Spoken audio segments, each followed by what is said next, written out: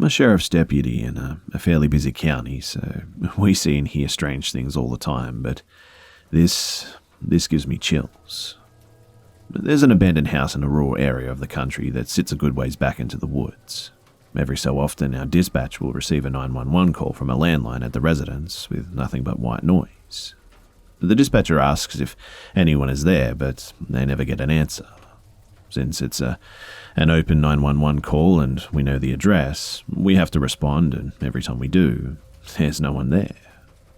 The oddest thing, though, is that there's no electricity or any signs of wiring going to the house, and every deputy that's been there gets a feeling of dread just being on the property.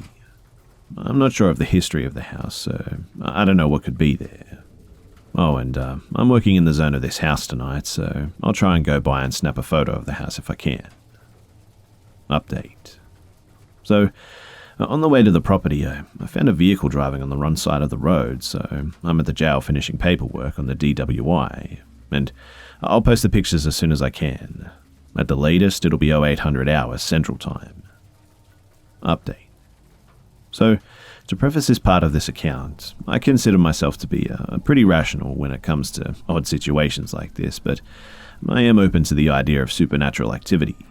I posted here because this is one of those cases that I felt like you guys might enjoy, and to see if anyone might have any possible explanations or similar instances. Apparently, there's actually a few stories out there very similar to mine.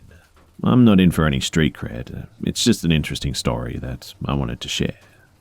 Anyways, this is my first time walking up to this place, so it was definitely an experience, that's for sure.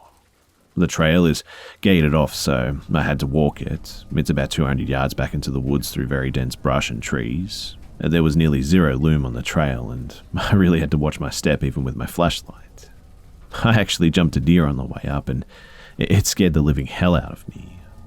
Once I turned the corner at the end of the trail and saw the house, my heart started racing, and I honestly felt like something was there with me.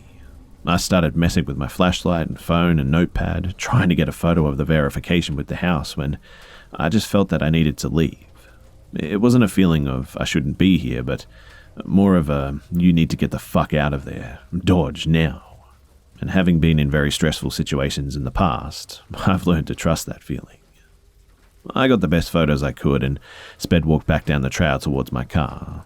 I'm almost embarrassed to say that I legitimately felt something was following me. But I made it back to the car and sat with my spotlight pointed at the trailhead, just waiting to see if something came out of the woods. Fortunately, nothing did. I sat for a minute and caught my breath while I reviewed the photos, hoping that what I got was sufficient because I did not want to go back. I'm about to go off duty, actually, and so this is it for the day. I'm really interested in what the hell happened at this place, and I actually plan to do some more research tomorrow. Sunday nights are usually extremely slow for us anyway. Update. So, I've been doing some research between calls tonight, and I have some history on the property. The house was built in 1890, and the first deed on file was registered in 1901. The property has since been in possession of the family that owns it today. From what I could find, the current owners of the property live out of state now, but had previously lived either in the house or on the property some years back. The area it's on was a boom town during the late 1800s, but fizzled out shortly afterwards due to a lack of profits from the mines. Other than that, I haven't found anything that makes the property stand out. On a more speculative note, though, the house sits close to an area where a Native American tribe was known to reside. I'll dig deeper into the history of the property and the family and see what I can find out. Thanks again for all of the comments and advice, guys. It's really appreciated. Update. So, I've been spending some time with family the past couple of days, and I haven't gotten much done, so sorry for the lack of updates. I actually have the name of the person who has the deed on the property, but contacting them has been a bit of a task. I plan to go back to the house tomorrow during the day, so more photos should follow. In the meantime, I'll keep digging around. Update. So, I went back to the house today, and I have no intention of going back again. Sorry for the long wait, too. From the last time that I posted an update till today, I've been debating on whether or not to go back to the house. I've been in contact with some people in the comments on the original post, as well as a private message here and there, and her input on the whole situation was both enlightening and, honestly, a little unnerving for someone like me who is not accustomed to such things as this. She told me that she was in communication with an older man, a farmer who resided in the house in the 50s and remains to this day in spirit form. She told me that he doesn't wish to move out from the house because he likes the seclusion. The reason for the 911 calls was unknown to her, but said the farmer wanted them to stop so that we would leave him in peace. She told me that he made people feel unwelcome at the house for the sole purpose of deterring any trespassers, but would allow me a short visit on the condition that I bring a pack of cigarettes for him. However, she warned me not to overstay my welcome. Obviously, more than a little skeptical, I considered the input but was convinced of the communication in a follow-up message that I got from her. She described the counter next to the door and even told me that's where he wants his cigarettes left. She also brought up an old convenience store several miles from the house, and without knowledge of the area or the house too, there would be just no way of knowing these details. After discussing the matter with my wife and a few close friends, I put the investigation on hold to kind of get my bearings about the whole ordeal. Today, I finally decided to return though. I got up earlier than usual and got dressed for work, and I got in my patrol car and drove 30 minutes out to where the convenience store was. I went in and purchased a pack of regular Newports and drove to where the trail to the house begins. Being daytime this time around, I felt a little bit more secure, but still had that nervousness about me considering the situation. I stopped a short way down the trail and addressed the farmer, and I introduced myself and asked for permission to come into his land for a short while, and added that I brought a pack of cigarettes as a show of good faith. I stood for a second and listened, half expecting a verbal response. I didn't hear a voice, but the tension that I had felt prior to addressing the man seemed to dissipate, and I continued to the house and gave it a good once-over, and it didn't look any different from when I had last left it.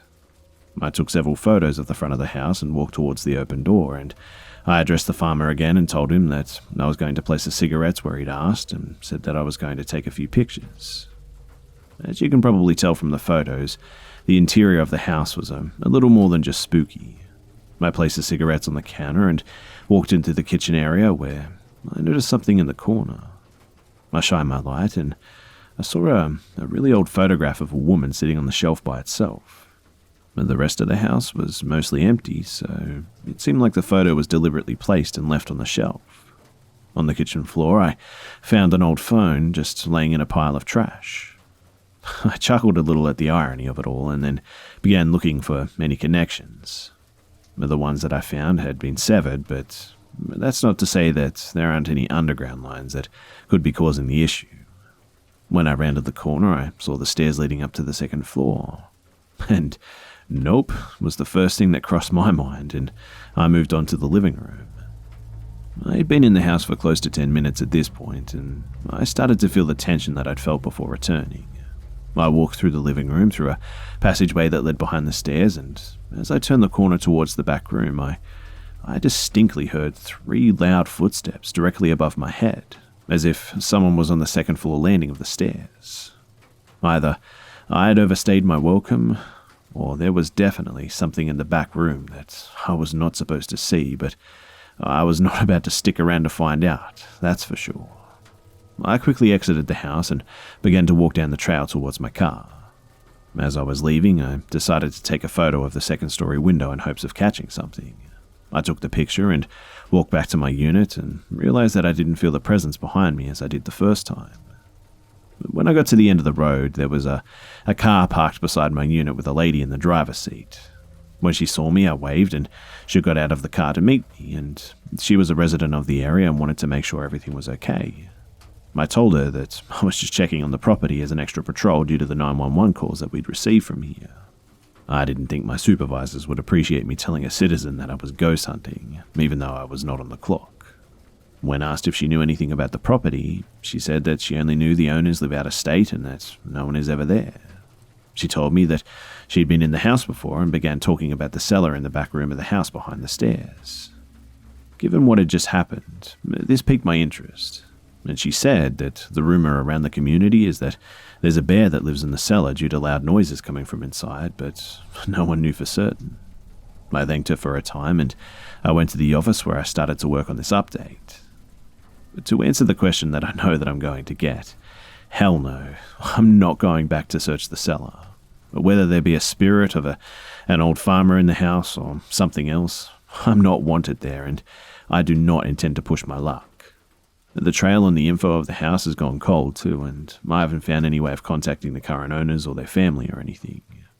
We haven't received any more calls to the house, and frankly, I hope that we never get one again.